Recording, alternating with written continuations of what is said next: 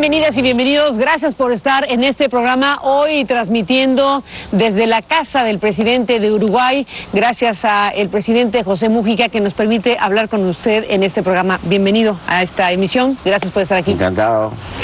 Bueno, pues esta es una de dos partes, haremos dos programas en esta conversación, presidente, y bueno, le agradezco que nos reciba aquí en Uruguay, en su casa, en un momento donde están por realizarse las elecciones. Usted y yo estamos conversando a unos días de que se realicen estas elecciones donde se decidirá la presidencia, la vicepresidencia, el Congreso, habrá una renovación de poder y usted entra en esta recta final de su mandato. Y todos sabemos que José Mújica es un personaje que atrapa la atención por muchas razones.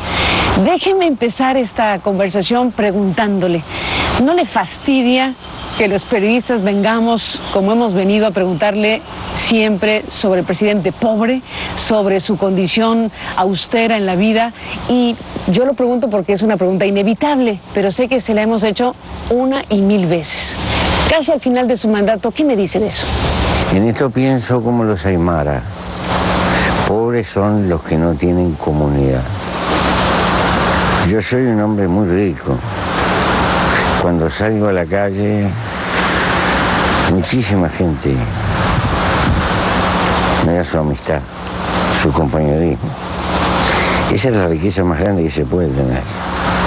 En lo otro, no soy pobre, soy sobrio, liviano de equipaje, vivir con lo justo, para que las cosas no me roben la libertad.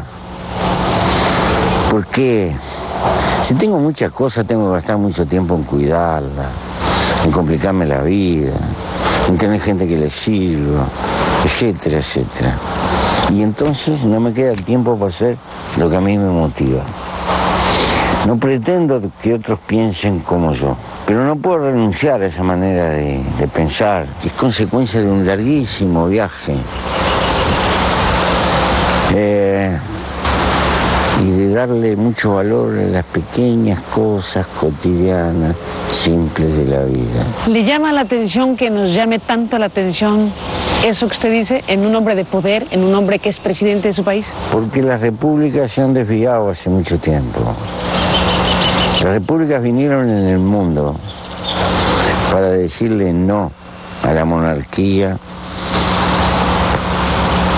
y a los méritos de sangre y suscribir que los hombres básicamente somos iguales. E inventamos lo que se llama la democracia representativa, donde decimos que la mayoría es la que decide. Me parece que tenemos que vivir como vive la mayoría y no como vive la minoría.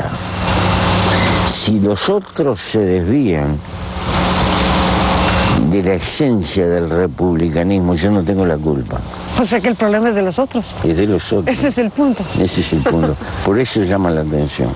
Efectivamente, por eso llama la atención. Porque eso es la alfombra roja, los señores que tocan el coso, todo eso, son reminiscencias feudales. Y el staff ¿Repúblicas feudales? Que rodea a los presidentes, eso remeda a la vieja corte, remeda. Es como si precisáramos eso. El presidente es un funcionario que eligió la gente para un momento y una etapa. Nadie es más que nadie. Hay que afirmar el sentido republicano y vernos como iguales. Pero bueno, todavía falta mucho. ¿Se desvió la República en eso? Sí. Sí. Y falta mucho, ¿y qué hay que hacer para que se cuelan, ¿Y qué hay que hacer para que eso por el costado? Reacomode? Fortalecer la vida partidaria. Los partidos son muy débiles. Los partidos no custodian a su gente, no educan a su gente, no forman a su gente. No estoy en contra de la gente que tiene plata, que le gusta la plata y se enloquece por la plata. Allá eso está. Pero en la política tenemos que separar. A los que les gusta mucho la plata hay que correrlos de la política. Son un peligro en la política. ¿Así? Sí, lo cual no quiere decir que en la política no existan intereses. pero son intereses no materiales, son de otro tipo, son intereses morales. En la política lo que se apetece es el cariño y el reconocimiento de la gente, no la plata.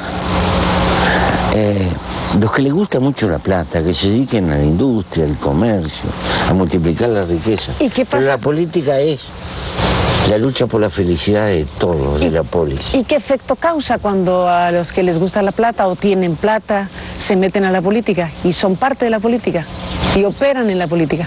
Ven inevitablemente, salvo las excepciones que siempre las hay, tienden a ver el mundo a través de su óptica, la óptica de la plata, y entran a medir, aún funcionando con buena intención, la perspectiva que da del mundo, de la vida y de las decisiones, la riqueza. Si las que gobiernan son la mayoría, hay que tratar de ubicarse en la perspectiva que tienen la mayoría, no las minorías. Y por eso, la gente que tiene algún instinto, no tenga claramente consciente, termina descreyendo de la política. Y cuando los hombres y las mujeres no creemos en algo, es la peor circunstancia, porque este animalito que somos, el bicho más utópico, necesita creer. Ya no cree en las religiones, casi no cree. Necesita creer en algo. Cuando no se cree en nada, se vive solo para uno, para el egoísmo. ¿Y cuáles son las utopías de hoy? Las utopías que se puede ir construyendo un mundo cada vez mejor, que es posible, y que lo tenemos que hacer entre todos, y que tenemos que promocionar y acotar las diferencias que existen en el seno de la sociedad. Y sobre todo la gran utopía, defender la vida. Nuestra religión debe ser la defensa de la vida. El que estemos vivos, tú y yo, abajo de estos arbolitos, es un milagro. Y son tantas las chances que tenemos en contra, que es un instante. Nos educaron, por ejemplo, en aquella idea, que esto es un valle de lágrimas para poder acceder a un paraíso. No, valle de lágrimas, no. ¿No estás de acuerdo en eso? No estoy de acuerdo. No estoy de acuerdo en eso. Esta es la vida hermosa que hay que cuidar y hay que luchar porque sea feliz lo más posible, con todas sus contradicciones, y defenderla. Tú con plata no puedes ir a un supermercado y dices, oiga, véndame 5 años más de vida. No se puede, ¿verdad? No se puede. No es una mercancía, entonces no hay que malgastarla. Hay que tratar de usarla y de gastarla en las cosas que nos motivan para vivir. Que a uno puede ser escribir poesía, el otro hacer una herradura, el otro jugar al fútbol, el otro estar pescando, no sé. Esa es la libertad, tener tiempo para vivir aquello que nos motiva. ¿Se puede tener libertad siendo presidente, Mujica? Sí, se tiene siempre, si uno no se la deja robar. Si es capaz de andar un poquito los codazos.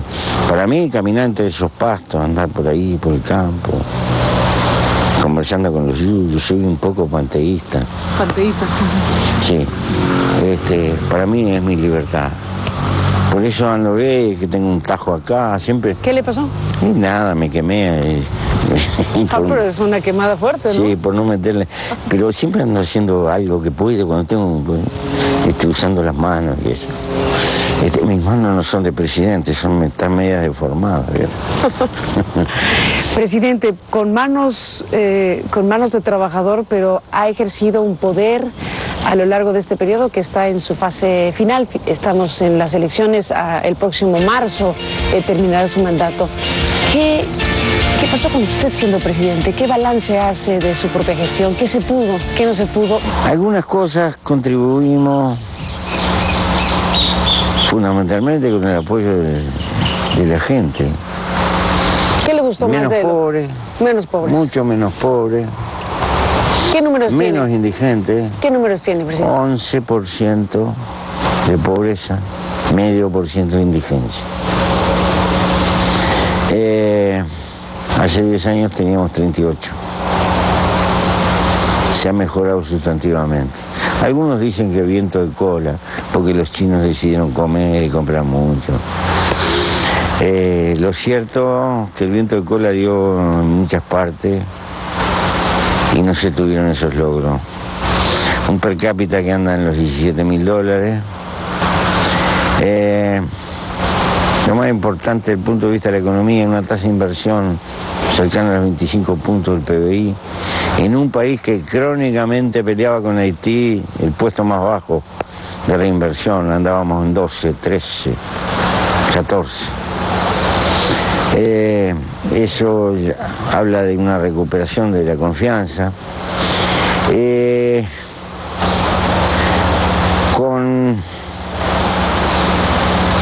Sin hacer mucho ruido, una diversificación del comercio importante en el mundo. Teníamos una muy acentuada dependencia de la región, Argentina y Brasil, Brasil y Argentina. Ahora estamos mucho más por todas partes. Por ejemplo, vendemos carne a 130 países, pedacitos de carne, porque si tú quieres buenos precios, tienes que vender la lengua en Japón, ¿Ah, sí? el mondongo en Corea, en fin. Pedacitos de carne. Pedacitos bien calificados. Y carísimos. Y carísimos. Y carísimos. Porque vender barato no tiene mérito. Y estamos cotizando globalmente el precio de nuestra carne por encima de Australia. Y eso es muy importante para nosotros. Bueno, desde ese punto de vista hemos mejorado. Pero ha habido un avance importante en el interior y en la ocupación. Pivoteamos entre el 5 y el 6,5% permanentemente de desocupación en un país de viejos. Somos el país más viejo de América Latina, junto con Cuba. Un tema, presidente, que es muy importante para los países, para un país como Uruguay, para muchos otros países en América Latina y para personajes como usted. Lo que sucedió en el pasado. Usted es una figura que, como otros en América Latina, ha llegado al poder, ejerció el poder después de haber combatido las dictaduras, de haber estado preso, de haber sufrido lo que significa pues ser oposición en regímenes totalitarios.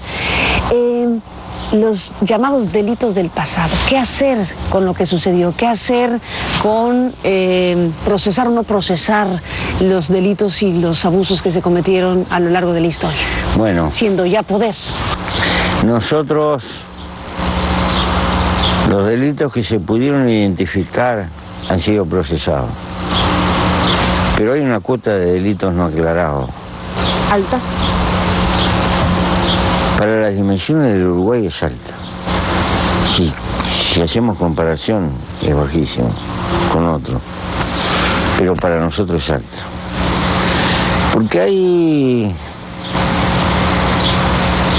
hay una reserva, hay un secreto que mantienen los actores. Y nos falta la verdad. Como nos falta la verdad, no se hizo justicia. Y en todas partes siempre se presenta esta contradicción entre verdad y justicia. ¿Por qué? Porque si te dan la verdad y tú le dices que lo vas a meter preso, va a ser muy difícil que te den la verdad. ¿Verdad? Pero hay países que favorecieron judicialmente a quien contó la verdad.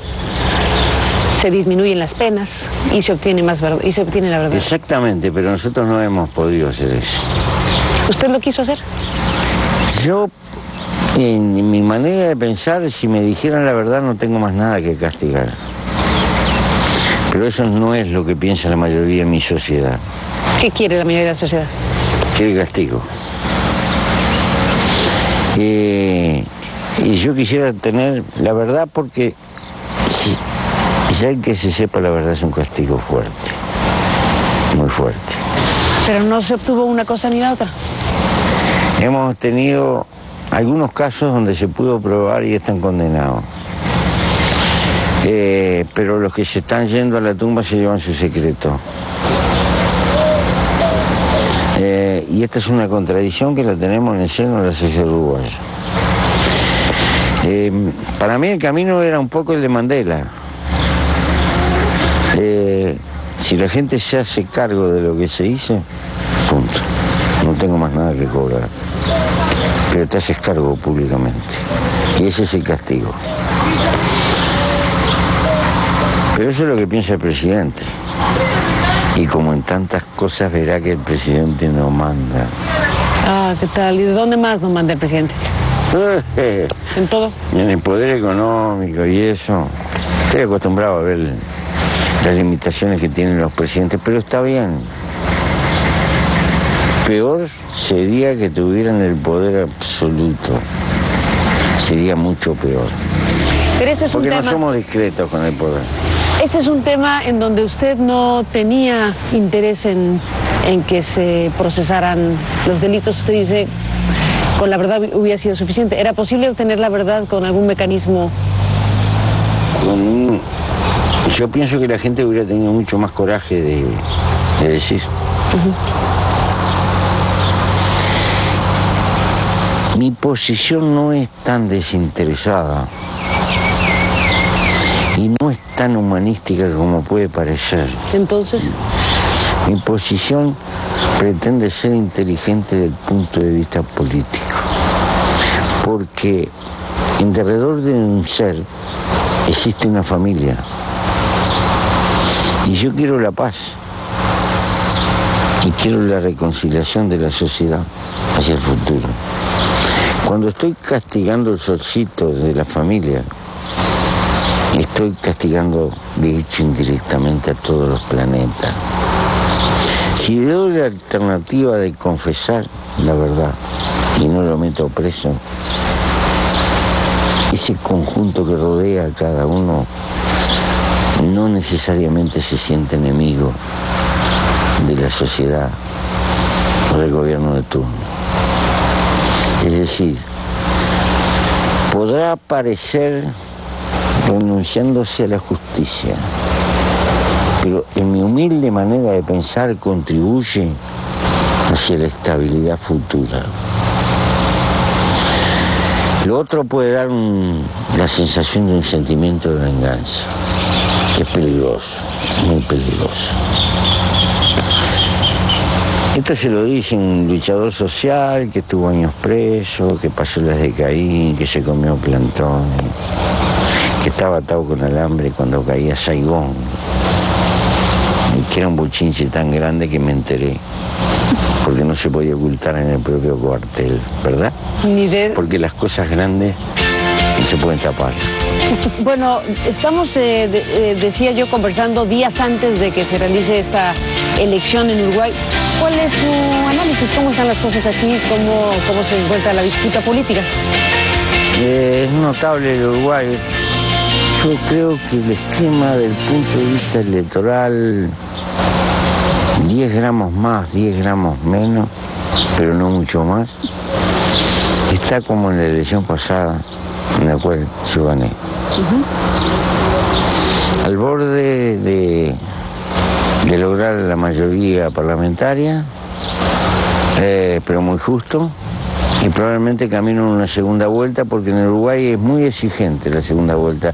Hay que votar contra los votos en blanco, contra los votos anulados, y tener el 50 y pico % para ganar en la primera vuelta. O sea que para ganar hay que ganar. Hay que ganar. Acá con un 46, 48% no ganan las elecciones. Que fue lo que yo tuve en las elecciones pasadas, en la primera vuelta, y en la segunda vuelta ganamos bien.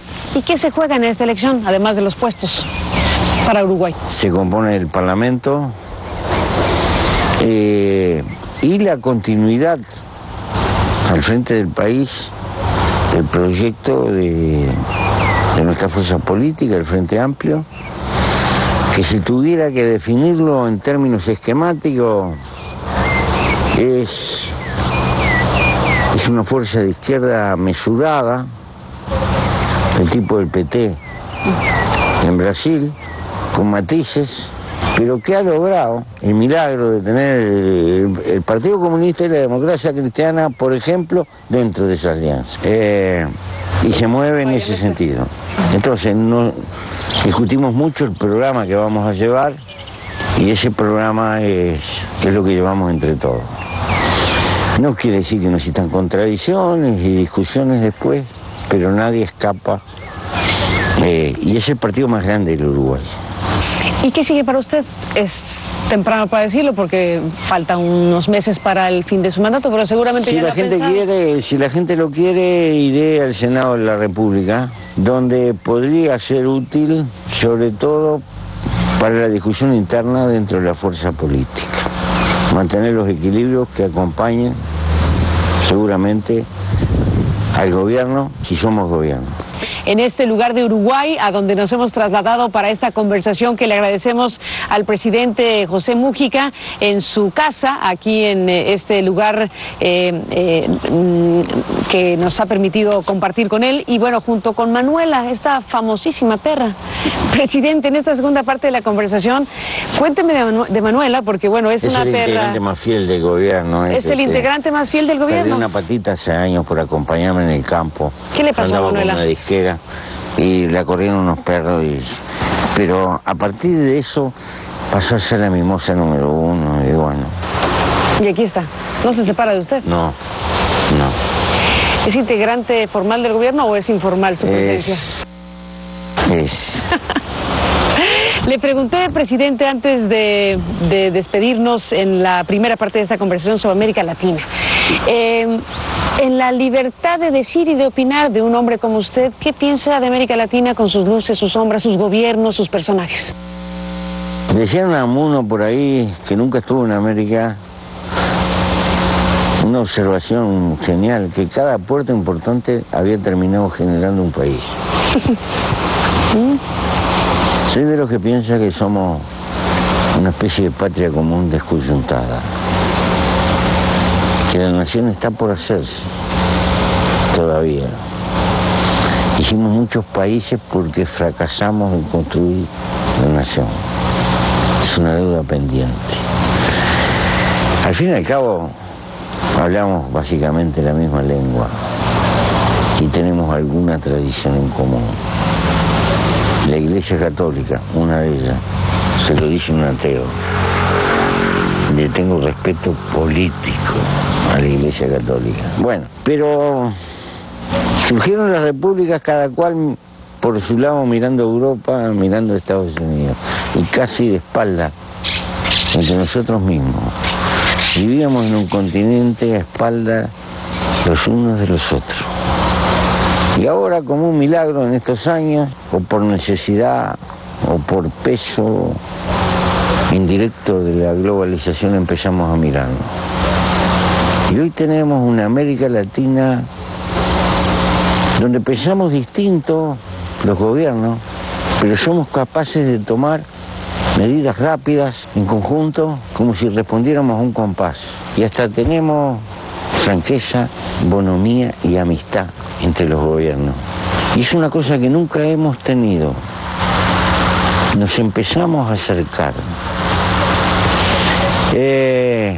Nos falta mucho. ¿Pero cree que no vamos a ver la nación? Grandes muchedumbres moviéndose por las calles, bramando por la unidad de la nación. No, todavía sigue siendo un sueño intelectual de lo que leemos un par de diarios por día. Vamos a no engañarnos. Todavía los trabajadores no se desviven por la unidad básica de nuestra América Latina. Falta mucho. Ahora existen nuevos desafíos. También el susto puede identificarnos. ¿El susto? El susto, sí. ¿A qué? A los monstruos que se están organizando en este mundo. Por allá Estados Unidos con su corte, Europa con sus contradicciones, pero está construyendo la unidad más importante, China, en el Oriente un conjunto de naciones que componen un Estado multinacional con una férrea unidad, la India. Parecería que el mundo se está organizando en gigantescas unidades. ¿Cómo vamos a negociar los latinoamericanos con esas unidades? No sé, este es el desafío que tenemos. Con un México lindo y querido que vive tan cerca de Estados Unidos y se ha alejado de nosotros y lo precisamos. México es un país de una enorme personalidad, tiene una identidad cultural muy fuerte, no sé si son los cimientos aztecas e indígenas. De las naciones de los pueblos latinoamericanos ha manifestado una terrible personalidad porque van y viven en Estados Unidos añales y nunca se desdibujan, nunca dejan de ser mexicanos. Pero necesitamos un México que ande mejor con Brasil y que se arrime el fogón. Es el otro gigante que tenemos en América, en lo posible. Tenemos que luchar mucho por eso, todavía. ¿Y está lejos de América? ¿Se fue de América Latina a México? La fueron. ¿La fueron? La fueron. ¿Quién? Es muy grande. La fuerza de Estados Unidos es muy grande. Y este México no puede renunciar a eso, pero nosotros no podemos renunciar a México también. México es América del Norte, para muchos ya. Pero es la parte latina de América del Norte, es nuestro yo. Que en alguna medida está reconquistando con el vientre de sus mujeres una parte de lo perdido. Cada día hay más descendientes de latinoamericanos en Estados Unidos. Y Estados Unidos termina siendo oficialmente una nación bilingüe. No tengo duda, es cuestión de tiempo y de fecundidad. Y de fecundidad, tema demográfico. Sí. Un tema fundamental, el de las drogas, el de los grandes desafíos, el de los grandes poderes que atrapan las realidades de los países de América Latina y de Estados Unidos. Ustedes dieron un paso sobre el tema de la marihuana que atrapó mucho, audaz. ¿Y qué pasó? ¿Cómo cruza un país por eso? Lo estamos preparando meticulosamente, porque es difícil y queremos hacer todo lo posible por no fracasar. Pero no es otra cosa que un ensayo. Y como tal, por la medida que tiene el Uruguay, en realidad es una medida contra el narcotráfico, más que contra la droga. Porque en nuestro caso es mucho peor el narcotráfico que la droga. Vamos a entendernos. No defendemos la droga, ni estamos dispuestos a propiciarla y a difundirla, ni a caer en esa literatura muy bonita que el fumo de la marihuana es menos perjudicial que el tabaco. No hay ninguna adición buena, ninguna, salvo la del amor. Las demás son detestables, pero el narcotráfico a nosotros nos introdujo costumbres y usos que saturan de violencia la existencia de la propia sociedad. En el código de la delincuencia, acá en el Uruguay, siempre hubo un código, había valores, había cosas mal vistas dentro del mundo de la delincuencia. La aparición del narcotráfico significa dar vuelta a la página contra esa historia. Por ejemplo, ¿estás conmigo o estás contra mí? ¿Plata o plomo? Apareció algo que se llama el ajuste de cuenta. No pagas una cuenta de narcotráfico, te pegan un tiro, te matan. Eso no existía en el Uruguay. Tenemos 9.000 presos, de los cuales 3.000 son o de narcotráfico directamente o por delitos colindantes para tener recursos para comprar droga. Y llevamos muchos años reprimiendo. Y decía Einstein, si tú quieres cambiar, no puedes seguir haciendo lo mismo. ¿Quiere decir que encontramos una receta? No. La estamos buscando. Un laboratorio. Sí. Déjeme hacer una pausa. Pues estos hijos hay que entender lo que es la historia del Uruguay, porque no es la primera vez. Nosotros lo que apuntamos es a una regulación, reconociendo la existencia de un mercado de unos probables 150.000 consumidores, que le queremos garantizar. Acá tienes una parte, pero te doy una dosis. Si quieres multiplicar y precisas más, te tienes que atender. Pero para eso te tengo que tener identificado. Si te sigo teniendo en el mundo clandestino, no te puedo atender. Y cuando te voy a reconocer, ya es tarde, porque hiciste algún lío, ya hiciste algún desastre. Eso es lo que queremos, poner una realidad que existe a la luz de la legalidad para poder obrar sobre ella. La gente no le gusta ver lo que es feo, no quieren reconocer. Esto tiene historia. Este país reconoció la prostitución por 1912, 1913. Estableció un carnet revisado como una profesión. ¿Le gustaba al señor presidente de la época? No. Tuvo la valentía de reconocer una realidad de hecho. Reconoció el divorcio por la voluntad de la mujer en aquella época.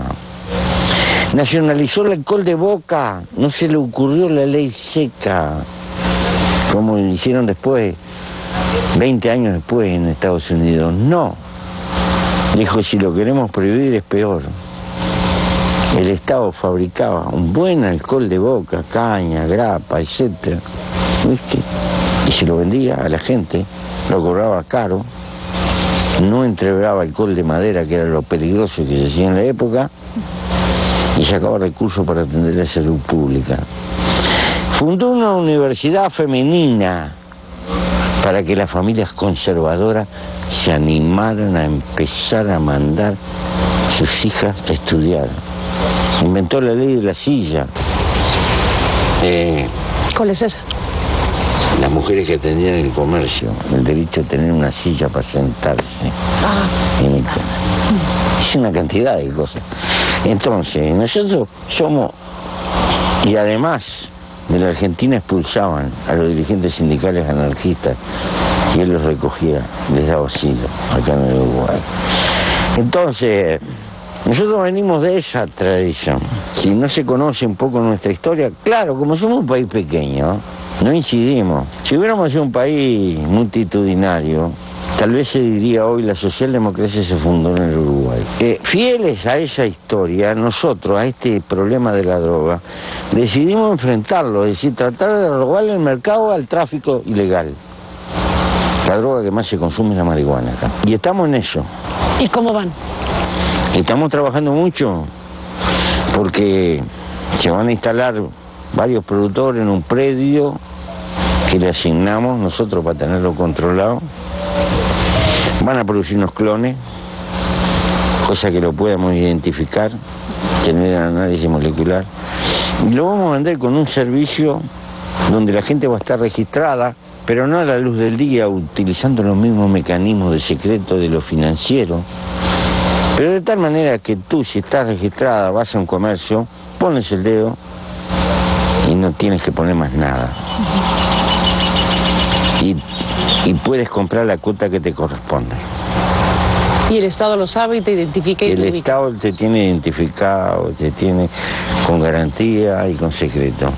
Y si tú exiges más o pides más, el Estado te va a plantear que te tienes que tratar. Porque ¿cuál es el principio? Si me tomo un par de whisky, no será bueno, pero es soportable. Si me tomo un litro y medio por día, me tienen que internar, soy un alcohólico. Bueno, con este asunto de la marihuana pasa lo mismo. El problema es hasta dónde llegamos. Y es eso lo que le queremos robar al mundo clandestino. Porque combatiéndolo, le damos el monopolio a los más descorajudos, desfachatados, lo que sea. Pero de hecho, por audacia, tienen el monopolio de un mercado suculento y abusan. Por la vía represiva como la tasa de ganancia es grande, siempre hay gente que arriesga. ¿Qué efectos causó esta decisión de Uruguay? ¿Qué efectos causó en otros países, en Estados Unidos? En Estados Unidos son unos caretas. ¿Caretas? Caretas. A ver. Es media cínica. Hay estados en Estados Unidos donde tienes un formulario con la firma de determinados médicos, tú entras y te autorrecetas, porque ya tienes la firma del médico, y compras la marihuana. Eso es una simulación, es un engañapichanga para tener una cobertura de carácter legal. Nosotros no vamos a hacer eso. Ahora hay que trabajar en el campo de la biología y de la ingeniería genética. Y a esa planta maravillosa hay que sacarle la droga, porque resulta que tiene aplicaciones de carácter industriales que no merece que tengamos semejante portento biológico en la clandestinidad por culpa de producir un estimulante en su proceso de floración. Ahora tenemos como... Puede producir más celulosa que el eucalipto para hacer pasta de papel. Puede producir unas telas que son maravillosas. ¿Telas de marihuana? Sí. Telas de la planta. De la planta, sí. No de la marihuana. Bueno, está el gran tema, por supuesto, del narcotráfico y del crimen organizado y de la gran violencia que genera en países, México, por ejemplo. Que es peor que la droga. Es peor que la droga, los efectos del combate al narcotráfico. Sí, sí. ¿Y qué se hace con eso, presidente? ¿Cómo enfrentar una cosa así? Justamente, ese es el dilema que tiene el mundo. Porque si se le quiere seguir enfrentando con la represión sola, hay que plantearse otra cosa. Hay que plantear que tiene que haber una decisión mundial del mundo entero, donde es un delito imprescriptible, donde las sanciones son severísimas, y en el mundo entero. Y para el mundo entero, sin paraíso. Como la humanidad no se anima todavía a globalizar medidas de ese tipo, estamos expuestos a que las diferencias locales que hay en cada lugar actúan como un elemento que descompensa cualquier política que se pueda establecer. Los latinoamericanos los centroamericanos están condenados a ser una especie de corredor porque el gran mercado está allá en el norte. Y resulta que en términos de valor, una cosa que puede valer $700 en la selva colombiana, cuando llega a una calle de Estados Unidos son $300.000, $400.000. ¿Dónde se realiza la masa importante de valor? Adentro de Estados Unidos. ¿Y dónde queda? Adentro de Estados Unidos. Pero los efectos desastrosos, ¿dónde están? En el camino. Hay que reanalizar todo esto. Hay que reanalizarlo. Déjeme hacer una pausa. Hay que tener coraje de mirar la realidad. Coraje de mirar a la realidad. Pues, ¿qué le diría México en ese sentido? Que tiene una larga historia ya sobre esta materia. Que se anime como Uruguay. Que busque otro camino. Que no baje la guardia, pero que busque otros caminos. Y bueno, hay varias cosas ahí que nos van a quedar pendientes, desde luego, pero no me quisiera despedir sin preguntarle de algo que ha sido muy importante a nivel internacional, que es la recepción que hace Uruguay de refugiados sirios, de gente que está en una situación verdaderamente grave, de masas de personas desplazadas, una crisis humanitaria. Y bueno, aquí hay un espacio que se abre para un grupo de personas. Cuénteme de eso. La intención de esa actitud es de carácter internacional y muy latinoamericana, porque nosotros hemos sido siempre un territorio de refugio. Usted ve mi apellido. Venían disparando de las guerras carlistas por parte de mi madre. Venían disparando de Italia. No podemos evitar la guerra, y la guerra de Siria sabemos que es de largo viaje. Por lo menos tendríamos que hacer algo por mitigar los efectos de la guerra. 500.000 de refugiados le caen a Líbano, un país chiquito, con 4 millones de habitantes. Es como un desequilibrio. Y ahí están en unas carpas, amontonados en el desierto. Y las naciones centrales les mandan un poco de comida y esto y lo otro. Hay que hacerse cargo. Le queremos decir al mundo, si hacemos una vaca entre todos, vaca en el Uruguay significa... Colecta. Sí, compartimos, todos podemos ayudar mucho, ¿verdad? Brasil tiene unos 14 millones de árabes, hay muchos sirios. ¿No podremos dar una manito? Bueno, me quiero ganar el derecho de decirle, vamos a ayudar un poco. Más chiquito que esto, el otro argumento, el Uruguay es un país de viejos. ¿De viejos? De viejos. Nuestra tasa de natalidad apenas equilibra a los que se van de la vida. No está mal que venga gente joven a mejorar la composición de la fuerza de trabajo. Al fin y al cabo, algo que gastamos con estos muchachos lo van a devolver con creces pagando impuestos y trabajando después. Porque son, en esa parte del mundo, tienen 8, 10 hijos, 7 hijos. ¿Qué pasa con los presos de Guantánamo? Eso no voy a hablar hasta que pasen las elecciones. ¿Hasta que pasen las elecciones? Después que pasen las elecciones, porque se mezclan, se mezclan muchas cosas que no tienen nada que ver, pero la raíz es francamente humanitaria. ¿Y está... Lo que ha pasado en Guantánamo no tiene contrafuerte. A ningún país el mundo se estaría levantando airado con un dedo acusador, pero como Estados Unidos es muy poderoso, nadie lo acusa. No hay acusación fiscal, no hay juez, no hay nada. De hecho, están secuestrados los tipos. Y en un territorio ajeno y fuera de jurisdicción, y las contradicciones políticas internas que tiene Estados Unidos, con sencillez, los republicanos no quieren que los lleven para allá.